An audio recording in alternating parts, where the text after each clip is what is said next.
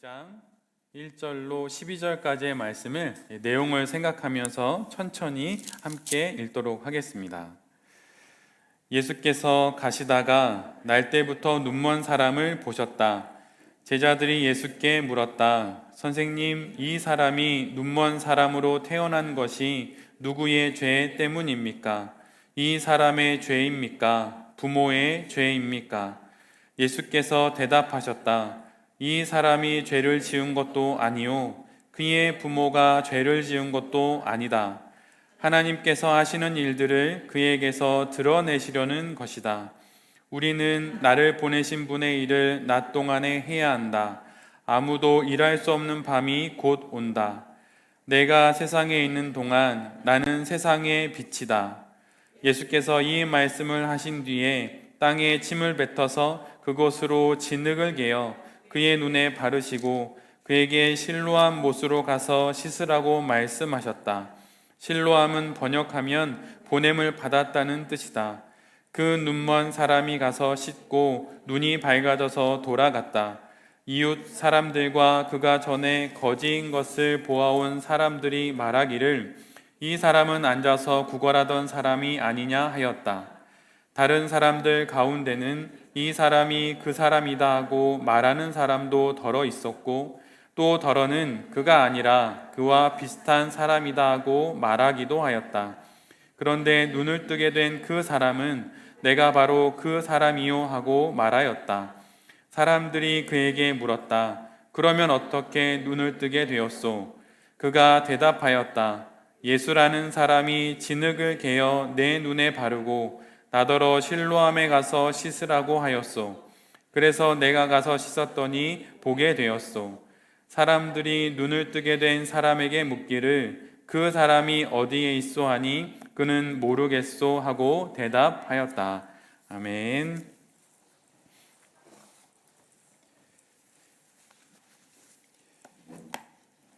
오늘은 요한복음 9장의 말씀을 가지고 더 깊은 실로암 속으로 라고 하는 제목으로 함께 하나님 말씀을 나누도록 하겠습니다. 예수님께서 길을 가시다가 태어날 때부터 눈먼 사람을 보게 됩니다. 그러자 곁에 있던 제자들이 예수님께 이렇게 묻는 거예요. 선생님, 이 사람이 눈먼 사람으로 태어난 것이 이 사람의 죄 때문입니까? 아니면 부모의 죄 때문입니까? 이 질문을 받고 예수님께서는 이렇게 대답을 하시죠. 그의 죄도 아니고 그 부모의 죄도 아니다. 그러면서 뒷부분에 이렇게 말씀을 덧붙이십니다. 하나님께서 하시는 일을 그에게 드러내시려는 것이다. 뒤이어 예수님께서는 당신께서 세상에 빛이심을 선포하시고 땅에 침을 뱉어 진흙을 기어 눈먼 사람의 눈에 바르십니다. 그리고 실로암 못으로 가서 씻으라고 말씀하시죠. 그리고 실로암에 가서 씻은 눈먼 사람은 정말 기적처럼 두 눈을 뜨게 됩니다. 그런데 그가 그렇게 두 눈을 뜨게 되자 이 일로 인해서 마을에서는 한바탕 소란이 일어나게 돼요. 눈을 뜬 그 사람이 그들이 평소에 길거리에서 보던 구걸하던 그 사람인지 아닌지에 대한 그런 일대 소란이 일어나게 된 것입니다. 결국 눈을 뜨게 된 눈을 뜬 그가 눈먼 사람이었던 것을 알게 된 동네 사람들은 그에게 어떻게 눈을 뜨게 되었는지, 누가 눈을 뜨게 해주었는지, 그리고 지금 눈을 뜨게 해주신 그 예수라고 하는 분은 어디에 있는지 연이어 질문을 쏟아내게 됩니다. 오늘 본문에서 눈먼 사람을 본 제자들의 뇌리에 떠오른 첫 번째 단어가 무엇일까요? 그것은 죄라고 하는 거였어요. 거리에서 구걸하고 있는 맹인을 보며 제자들이 보인 첫 번째 반응은 그를 율법적인 시선으로 바라보는 거였습니다. 사람들이 생각하기에 무엇인가 꺼리는 것이 누군가에게 있다고 하는 것은 분명 그가 율법의 어떤 규율을 어겼거나 죄를 지었기 때문에 벌을 받는다고 하는 그런 인식을 제자들이 가지고 있었던 거예요. 죄와 벌이라는 인과관계 속에서 그를 바라보았던 것이죠. 제자들은 그 율법이라고 하는 자신들이 가지고 있는 지식 속에서 눈먼 현상만 바라볼 뿐 그 현상이 벌어진 공간이라고 할 수 있는 사람 그 자체는 보지 못했던 것입니다. 눈먼 채로 그 거리에서 구걸을 하며 살아야 했던 그 사람은 없고 상황만 보일 뿐이었던 것이죠. 그 상황을 안고 그 삶을 살아가야만 했던 그 사람은 제자들의 눈에 보이지 않았던 거예요. 죄의 결과로 눈이 멀게 되었다는 생각에 갇혀서 그 사람을 보니 사람은 사라지고 눈먼 상황만 보게 된 것입니다.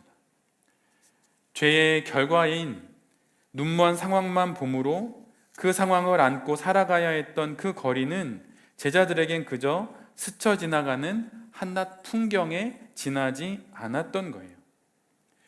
보이지 않는 바람과 같은 존재가 되어버렸고 보이지 않는 햇볕이 되어버린 것이죠. 분명 있기는 있지만 결코 보이지 않는 존재가 바로 눈먼 그 구걸하는 사람이었다고 하는 겁니다. 그러니 이런 제자들의 눈에 눈먼 자식을 낳아 평생 가슴 아파하였을 부모가 보일 리가 없는 것이죠. 10달 배불러 낳은 아기가 앞을 볼 수 없다는 것을 알게 된 어미는 아마도 깊은 죄의식 속에서 살아야 했을 것입니다. 내가 혹시 무엇인가 임신 중에 잘못된 음식을 먹어서 아이가 이렇게 된 것은 아닐까? 어쩌면 제자들의 말처럼 혹시 내가 죄를 지어서 이 아이가 눈을 보지 못하게 된 것은 아닐까 하는 생각으로 가슴을 치며 평생을 살았을 부모는 제자들의 눈에 결코 보이지 않았던 거예요.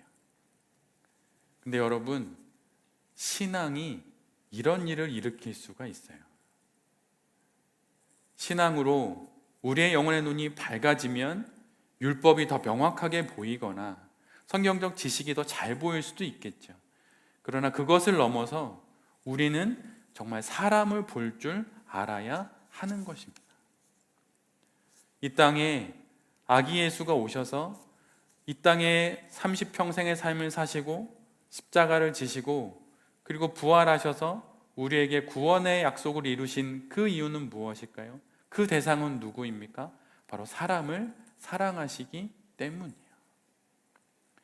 무엇인가 대단한 뜻, 대단한 하나님의 귀한 어떤 사명, 그 어떤 것도 사람을 사랑하는 것만 못한 것입니다.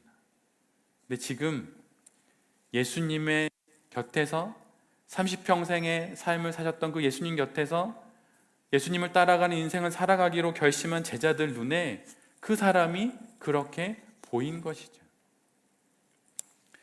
제자들에게 있어 맹인과 그 부모는 죄를 지은 사람들일 뿐이었어요.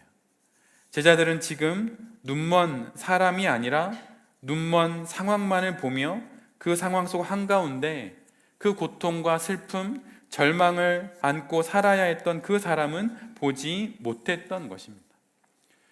눈에 보이는 사람을 보지 못하고 종교적 기준에 따라 내가 지금까지 들어왔던 어떤 신앙적 지시에 따라 지금 벌어지고 있는 상황의 원인만을 찾고자 했던 것이죠. 제자들에게 있어 맹인은 더 이상 사람이 아니었던 것입니다. 눈먼 그 사람은 자신들이 가지고 있는 종교적 기준에 따라 판단을 내려야 할 또 하나의 대상일 뿐이었어요. 오늘 본문의 진짜 맹인이 누구일까요? 오늘 본문의 진짜 소경이 누구이겠습니까? 실은 날 때부터 태어나 눈먼 그 소경이 진짜 소경이 아니에요.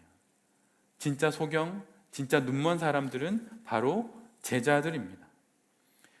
눈앞에 보이는 사람을 볼 수 없는 신앙으로 눈이 감겨버린 제자들이 사실은 참으로 눈먼 소경이죠. 사람을 종교적 판단의 대상으로만 보고 그 사람이 안고 있는 삶의 자리를 보지 못하는 그 제자들이 바로 눈먼 사람들이에요. 비록 그들이 예수님과 함께하는 제자라고 불리는 자들이었지만 그들은 제자라는 이름에 또 다른 바리새인에 지나지 않았던 것입니다. 그리스도인이라고 불리는 우리 역시 마찬가지예요. 나의 신앙이 사람을 더 넓게, 사람을 더 깊게 보지 못하게 한다면 그리스도인의 이름을 가진 또 다른 바리새인일 수도 있다고 하는 것이죠. 율법의 그늘에 가려져서 사람을 보지 못했던 바리새인들과 지금 눈먼 사람을 앞에 두고 죄를 이야기하는 제자들은 그 호칭만 다를 뿐 똑같은 종류의 사람들입니다. 그러나 예수님은 제자들과는 달랐어요. 예수님은 눈먼 사람을 보셨습니다. 그 눈먼 상황을 안고 살아가야 했던 사람을 보셨어요. 하나님의 형상대로 지음받은 한 사람이 예수님의 눈 안에 한가득 들어왔던 것입니다. 예수님은 그 사람 속에 계신 하나님을 볼 수 있었어요. 눈이 멀어 태어나 어미의 눈 얼굴을 한 번도 볼 수 없었던 아기를 보셨습니다. 동네 여기저기서 들려오는 아이들의 즐거운 웃음소리를 들으며 자신이 그 아이들과 다르다는 것을 알고 슬픔과 외로움 속에서 두 눈을 적시며 울고 앉아있는 한 아이를 예수님은 보셨어요. 볼 수 없다고 눈물마저 없는 것은 아니기에 그 어린 영혼은 그 작은 얼굴 한가득 눈물로 적시며 온 밤을 지새다 지쳐 잠들기를 수없이 했을 것입니다. 점점 장성해 가면서 자신의 눈이 멀게 된 것은 죄의 결과라는 동네 사람들의 이야기를 들으며 정말 자신이 하나님께 죄를 지은 죄인인 것은 아닌지 하는 생각에 죄의식에 시달려 했던 한 청년의 모습을 예수님은 보셨어요. 그리고 혹 자신이 모르는 부모의 어떠한 죄로 인해 두 눈을 멀게 된 것은 아닌지 하는 생각에 자신을 낳아준 부모를 원망하며 온 밤을 지새워야 했던 눈먼 한 아들을 예수님은 보실 수 있었습니다. 그리고 이제는 모든 것을 포기하고 자신의 이 삶을 운명으로 받아들이고 고난한 삶을 두 어깨에 짊어지고 거리에 나서서 구걸하는 거린으로 살아가야 했던 한 사람을 예수님은 보셨던 거예요. 그리고 마침내 우리 주님은 이렇게 말씀하십니다.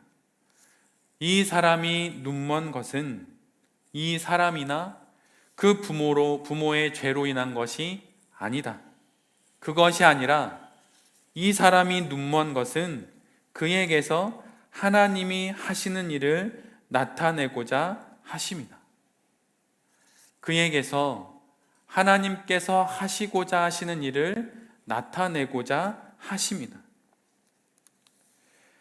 예수님께서는 맹인에게서 하나님을 읽어내실 수 있는 분이셨습니다.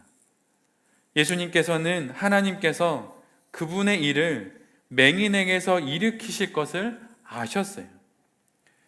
하나님께서 그분의 뜻을 맹인으로부터 나타내실 것을 예수님은 아셨던 거예요. 왜냐하면 예수님께서는 그가 하나님의 형상을 가진 사람인 것을 잊지 않으셨기 때문이에요. 그에게서 하나님의 형상을 보실 수 있으셨기에 하나님께서 그로부터 하나님의 일을 드러내 보이실 것을 아셨던 것입니다. 이 거린이 이런 이야기를 어디서 들어보았겠습니까? 내가 눈먼 것은 너의 죄이거나 너의 부모의 죄라고, 너는 하나님과 상관없는 인생이라고, 너는 죄인이라고. 근데 예수님의 그 이야기가 눈먼 맹인에게 처음으로 들린 거예요. 사실 그대가 눈먼 사람으로 태어나 이렇게 살게 된 것, 그리고 지금 내 앞에 있는 것은 당신에게 하나님의 일을 드러내기 위해 지금 당신의 삶이 내 앞에 있는 거라고 예수님께서 말씀하시는 것입니다. 올 한해 우리의 삶을 뒤돌아보면 많은 일들이 있었을 거예요.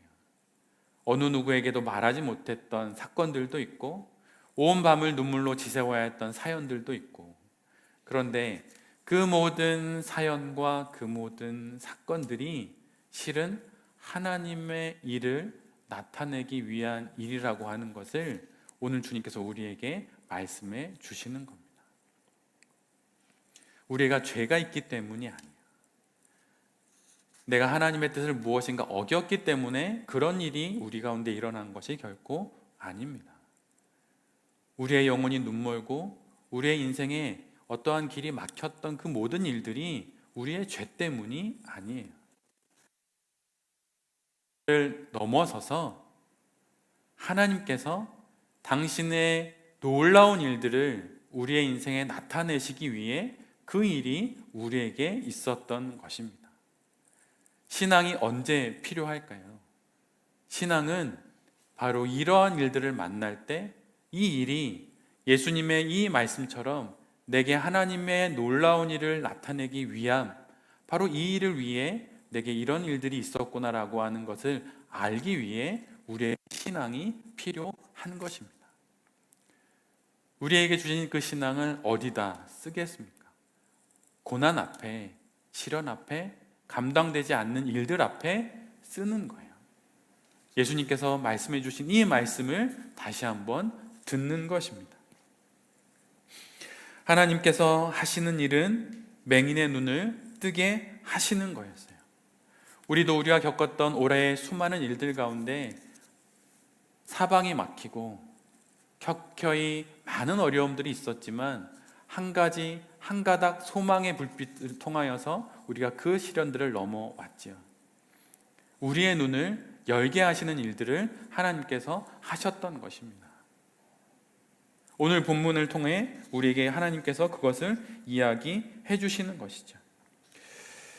하나님께서 하시는 일은 맹인의 눈을 뜨게 하시는 거예요. 우리의 눈을 뜨게 하시는 거예요. 그러나 하나님께서 하시는 일은 맹인을 고치시는 것을 넘어서는 일입니다. 눈먼 자를 고치시는 것을 넘어 그 눈먼 사람 속에 있는 하나님의 형상을 보지 못하는 제자들의 눈까지 뜨게 하시는 것이 바로 하나님의 일이었어요. 이것이 지금 우리 주님께서 우리에게도 하시는 일들입니다. 나 아닌 다른 이들 속에 있는 하나님의 형상을 보지 못하는 우리의 눈을 뜨게 하시는 것이 지금 우리 주님이 우리에게 하시는 일들이에요. 지위의 높고 낮음과 재물의 많고 적음, 그리고 외모의 출중함의 유무에 상관없이 그 사람 속에 있는 하나님의 형상을 볼 수 있어야 한다고 우리 주님은 지금 말씀하시고 계신 거예요. 그리스도인이란 지위와 명예, 눈에 보이는 재물들을 넘어서 그 사람 안에 있는 하나님의 형상을 보는 사람들이에요. 눈이 열린 사람들입니다. 눈뜬 사람들이 바로 그리스도인들이에요. 그래서 높은 지위와 명예, 많은 돈을 가진 사람들을 만날 때나 낮은 지위에서 가난한 삶을 살아가는 이들을 만날 때나 그들 모두에게서 하나님의 형상을 발견하고 그리스도의 사랑으로 대하는 그 사람이 바로 그리스도인입니다. 판단하기 이전에 먼저 품어주는 사람이 되는 것이 그리스도인이에요. 내가 가진 신학과 신앙으로 여러분 판단하지 마십시오. 먼저 품어 주십시오. 그 다음에 하나님께서 행하시라고 하시는 일들을 기도 가운데 분별해서 해 나가시면 되는 것입니다. 예수님처럼 사람에게서, 사람 안에서 하나님을 읽어낼 수 있다면, 맹인에게서 하나님을 읽어낼 수만 있다면 그는 세상 모든 사람들에게서 하나님을 읽어낼 수 있는 사람이 되는 거예요. 그리고 이런 사람은 온 세상 만물 속에서, 그리고 내가 겪는 세상의 수많은 사건과 사연들 속에서 하나님을 발견할 수 있는 사람이 되는 것입니다. 눈먼 사람은 태어나면서부터 눈이 멀었고 그렇게 앞을 보지 못한 채 살아야 했지요. 앞을 보지 못하는 그가 자신의 생계를 위해 할 수 있는 유일한 일은 구걸하는 일이었어요. 말 그대로 하루하루 먹으며 살 것을 구하며 비는 것만이 그가 자신의 삶을 위해 할 수 있는 유일한 일이었습니다. 그런데 한번 생각해 보십시오. 두 눈이 먼 채로 태어나 평생을 구걸하며 살아온 그 사람의 행색이 어떠했을까요? 그의 남루한 옷차림과 그의 지저분한 얼굴, 그리고 냄새나는 그의 몸에서 하나님을 읽어낸다는 것은 결코 쉬운 일이 아니에요. 그의 모습에서 하나님의 흔적을 찾아낸다는 것은 결코 간단한 일이 아닙니다. 그렇다면 누가 내 앞에 있는 그 타인에게서 하나님의 형상을 읽어낼 수 있을까요? 누가 눈먼 거린의 그 남루한 옷차림과 냄새나는 그 몸에서 하나님의 형상을 읽어낼 수 있겠습니까? 누가 나보다 훨씬 높은 지위를 가진 그 사람과 명예를 갖고 그리고 많은 재물을 갖고 있는 그 사람 앞에서 압도되지 않고 그 화려한 부자에게서 하나님의 형상을 읽어낼 수 있을까요? 거린에게서 하나님을 볼 수 있는 사람, 화려한 부자에게서 하나님의 형상을 읽어낼 수 있는 사람은 다름 아닌 자기 자신 안에 있는 하나님의 형상을 볼 수 있는 사람입니다. 내 안에 하나님의 형상이 있다라고 하는 것, 그 형상을 볼 수 있는 사람만이 내 앞에 있는 그 타인의 영혼 안에 있는 하나님의 형상을 볼 수 있는 거예요. 그럼 누가 자신 안에 있는 하나님의 형상을 볼 수 있겠습니까? 그는 바로 이 땅의 빛으로 오신 세상의 빛이신 예수 그리스도를 볼 수 있는 사람, 그 사람만이 하나님, 우리 안에 있는 예수 그리스도를 볼 수 있는 사람만이 자기 자신 안에 있는 하나님의 형상을 볼 수 있고, 자기 자신 안에 있는 하나님의 형상을 볼 수 있는 그 사람만이 바로 내 앞에 있는 타인의 영혼 안에 있는 하나님의 형상을 볼 수 있는 거예요. 오직 자신의 영혼을 비추는 유일한 빛이신 예수 그리스도를 볼 수 있는 자만이 하나님의 형상으로 지음받은 자신을 볼 수 있는 사람입니다. 그래서 청교도들이 이렇게 이야기를 했던 것이죠. 모든 것이 있어도 예수 그리스도가 없으면 아무것도 없는 것이고, 아무 것이 없어도 예수 그리스도가 있으면 모든 것이 있는 것이다. 누가 참으로 이런 이야기를 할 수 있을까요? 내가 눈먼 사람이지만 나는 모든 것을 보고 있다고. 나는 가난한 사람이지만 나는 모든 것을 가지고 있다고. 나는 남들이 부러워하는 수많은 재물이 있지만 그럼에도 나는 실은 예수로 인해 가장 부한 사람이라고. 이런 모든 고백은 오직 예수 그리스도로만 가능합니다. 우리가 우리의 생의 마지막 그 죽음을 넘어 천국에 이르게 되는 그때에 우리가 그 문턱을 무엇으로 넘어가게 될까요? 다른 것 아닙니다. 이 땅에서 무엇인가 이룬 대단한 신앙적 성취와 업적, 여러분 그 아무것도 아니에요. 오직 단 하나, 예수 그리스도라고 하는 그 영원한 빛으로 죽음의 어둠을 지나 천국에 이르게 되는 겁니다.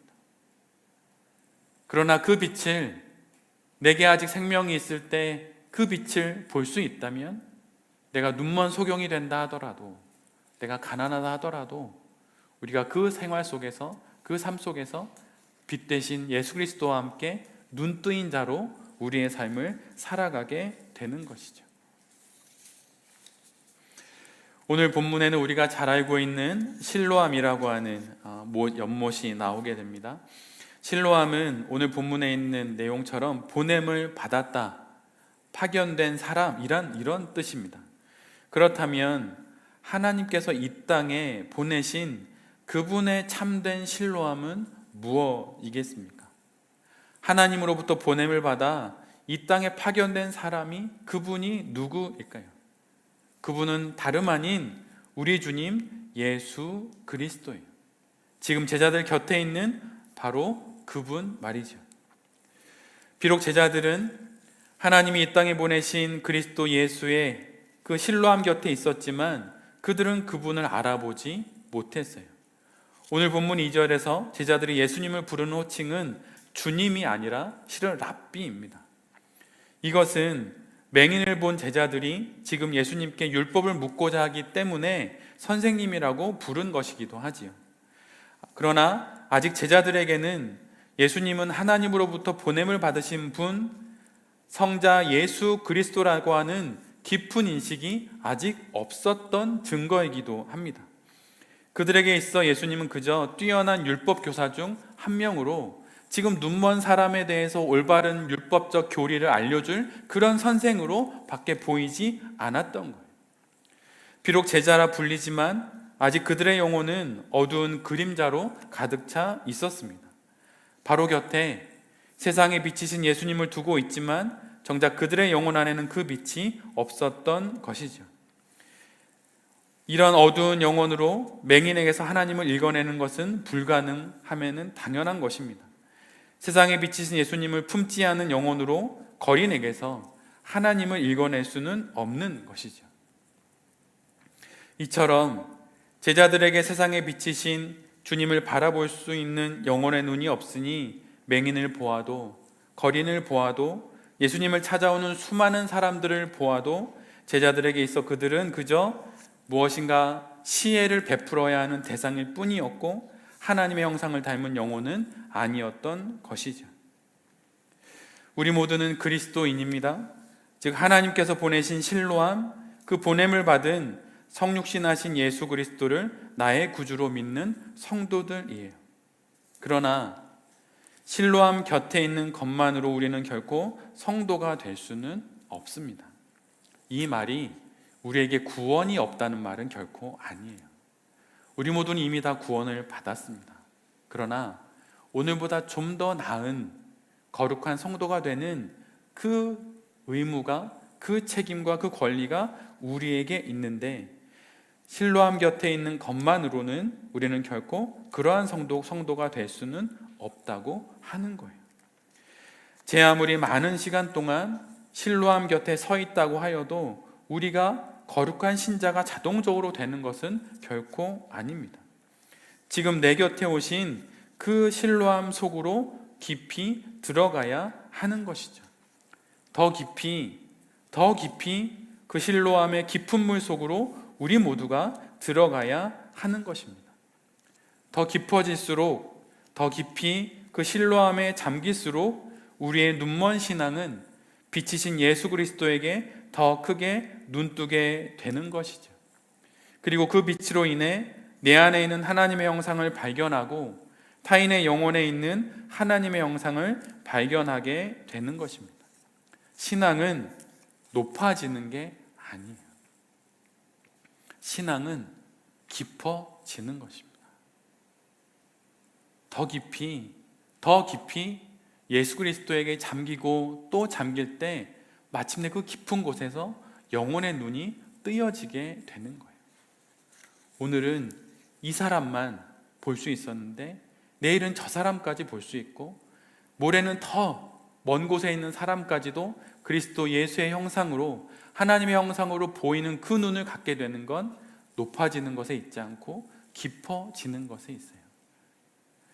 이해되지 않는 사람과 이해되지 않는 자녀들의 선택과 이해할 수 없는 수많은 사건들을 우리가 어떻게 그것들을 온전히 바라볼 수 있을까요?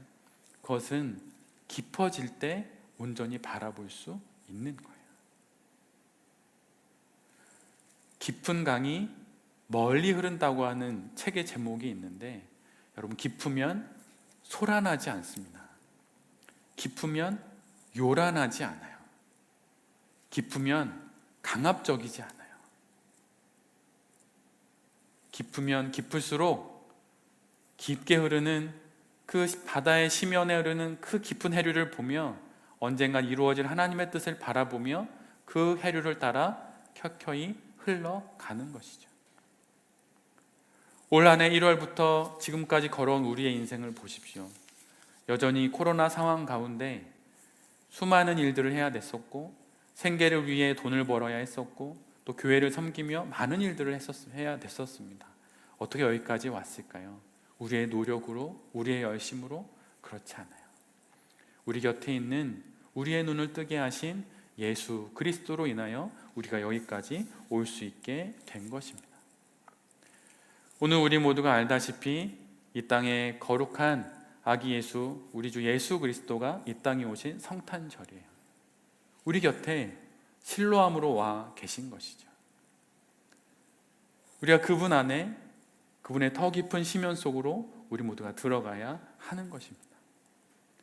더 깊이 그렇게 내 곁에 와 계신 실로암 속으로 들어갈 때 우리의 눈먼 영혼의 눈은 뜨이게 될 것이고, 내게 닥친 수많은 사건과 사연들 속에서 하나님께서 하시고자 하시는 그 일을 마침내 우리 모두가 보게 될 것입니다.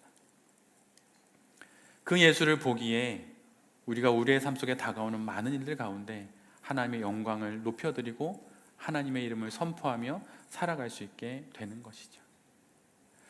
2022년 올 한 해 우리가 살아왔던 삶들을 주님 앞에서 잠시 잠깐 돌아보고, 또한 다가오는 2023년을 뜨인 눈으로 주님의 손잡고 함께 맞이하며 우리에게 주신 이 인생, 단 한 번 그러게 마지막인 이 인생을 주님과 함께 아름답게 살아가시는, 더 깊어지시는 여기 계신 모든 성도님들과 이 말씀을 전하는 제 자신이 될 수 있기를 간절히 기도드립니다. 아멘.